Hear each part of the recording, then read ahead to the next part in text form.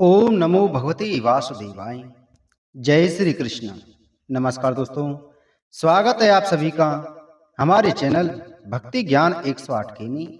दोस्तों, आज मैं आपको ज्येष्ठ माह की अमावस्या के दिन सुनी जाने वाली सत्यवान सावित्री की कथा सुना रहा हूं। धर्मराज युधिष्ठिर ने मार्कंडेय ऋषि से कहा, हे ऋषि श्रेष्ठ, मुझे अपने कष्टों की चिंता नहीं है, किंतु इस द्रौपदी के कष्ट को देखकर अत्यंत क्लेश होता है। जितना कष्ट यह उठा रही है, क्या और किसी अन्य पतिव्रता नारी ने कभी उठाया है? तभी मार्कंडेय ऋषि बोले, हे धर्मराज, तुम्हारे इस प्रश्न के उत्तर में मैं तुम्हें पतिव्रता सावित्री की कथा सुनाता हूँ। मद्र देश के राजा का नाम अश्वपति था। उनके कोई भी संतान न थी, इसलिए उन्होंने संतान प्राप्ति के लिए सावित्री देवी की बड़ी उपासना की, जिसके फल स्वरूप उनकी एक अत्यंत सुंदर कन्या उत्पन्न हुई। सावित्री देवी की कृपा से उत्पन्न उस कन्या का नाम अश्वपति ने सावित्री ही रख दिया। सावित्री की उम्र, रूप, गुण और लावण्य शुक्ल पक्ष के चंद्रमा की तरह बढ़ने लगी और वह युवावस्था को प्राप्त हो गई। अब उसके पिता राजा अश्वपति को उसके विवाह की चिंता होने लगी। एक दिन उन्होंने सावित्री को बुलाकर कहा कि पुत्री, तुम अत्यंत विदुषी हो, अतः अपने अनुरूप पति की खोज तुम स्वयं ही कर लो। पिता की आज्ञा पाकर सावित्री एक वृद्ध तथा अत्यंत बुद्धिमान मंत्री को साथ लेकर पति की खोज हेतु देश विदेश के पर्यटन के लिए निकल पड़ी।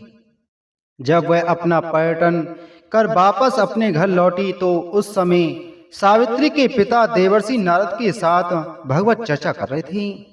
सावित्री ने दोनों को प्रणाम किया और कहा कि हे पिता, आपकी आज्ञा अनुसार मैं पति का चुनाव करने के लिए अनेक देशों का पर्यटन कर वापस लौटी हूँ।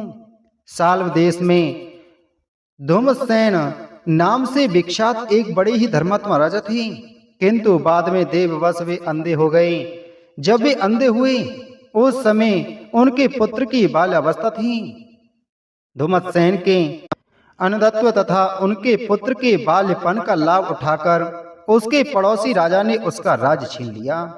तब से वे अपनी पत्नी एवं पुत्र सत्यवान के साथ वन में चले आए और कठोर व्रतों का पालन करने लगे। उनके पुत्र सत्यवान अब युवा हो गए हैं, वे सर्वथा मेरे योग्य हैं, इसलिए उन्हीं को मैंने पति रूप में चुना है। सावित्री की बातें सुनकर देवर्षि नारद बोले कि हे राजन, पति के रूप में सत्यवान का चुनाव करके सावित्री ने बड़ी भूल की है।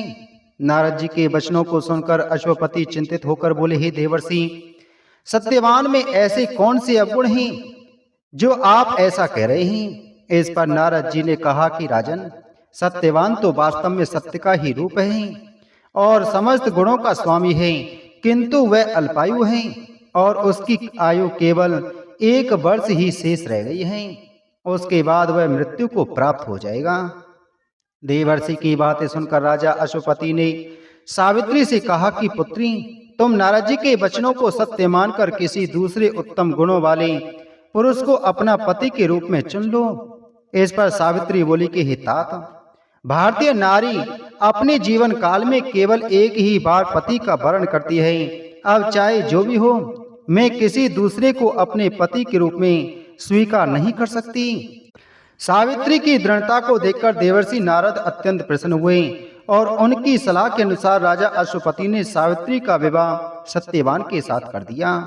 विवाह के पश्चात सावित्री अपने राजसी वस्त्राभूषणों को त्याग कर तथा बलकल धारण कर अपने पति एवं सास ससुर के साथ वन में रहने लगी।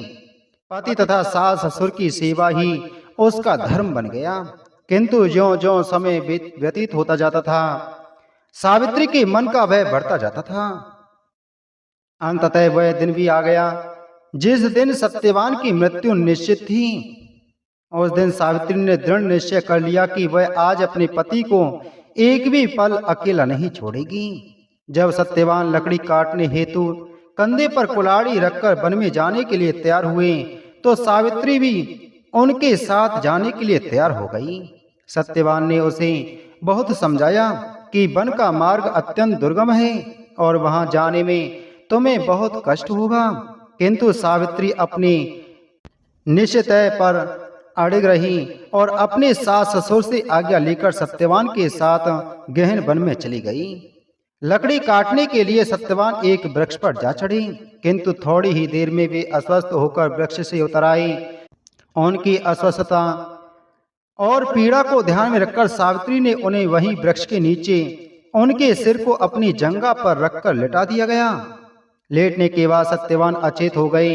सावित्री समझ गई कि अब सत्यवान का अंतिम समय आ गया है, इसलिए वह चुपचाप अश्रु बहाते हुए ईश्वर से प्रार्थना करने लगी। अकस्मात सावित्री ने देखा कि एक कांतिमय कृष्ण वर्ण हष्ट पुष्ट मुकुटधारी व्यक्ति उसके सामने खड़ा है। सावित्री ने उनसे पूछा कि हे देव, आप कौन हैं? उन्होंने उत्तर दिया कि सावित्री, मैं यमराज हूँ और तुम्हारे पति को लेने आया हूँ। सावित्री बोली, हे प्रभु, सांसारिक प्राणियों को लेने के लिए तो आपके दूत आते हैं, किंतु क्या कारण है कि आज आपको स्वयं आना पड़ा? यमराज ने उत्तर दिया कि हे देवी, सत्यवान धर्मात्मा तथा गुणों का समुद्र है।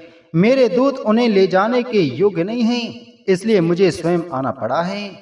इतना कहकर यमराज ने बलपूर्वक सत्यवान के शरीर में से पास से बंधा अंगुष्ठ मात्र परिमाण वाला जीव निकाला और दक्षिण दिशा की ओर चल पड़ा। सावित्री अपने पति को ले जाते हुए देखकर स्वयं भी यमराज के पीछे पीछे चल पड़ी। कुछ दूर जाने के बाद जब यमराज ने सावित्री को अपने पीछे आते देखा तो कहा कि हे सावित्री, तू मेरे पीछे मत आ, क्योंकि तेरे पति की आयु पूर्ण हो चुकी है और वह अब तुझे वापस नहीं मिल सकता। अच्छा हो कि तू लौटकर अपने पति के मृत शरीर के अंत्येष्टि की व्यवस्था कर। अब इस स्थान से आगे तू नहीं जा सकती।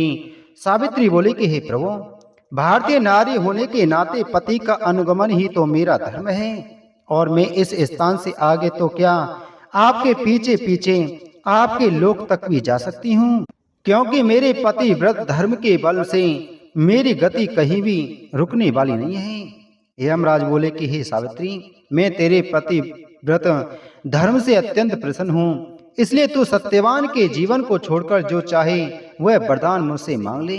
इस पर सावित्री ने कहा कि प्रभु, मेरे ससुर नेत्रहीन हैं, आप कृपा करके उनके नेत्रों की ज्योति पुनः प्रदान कर दें।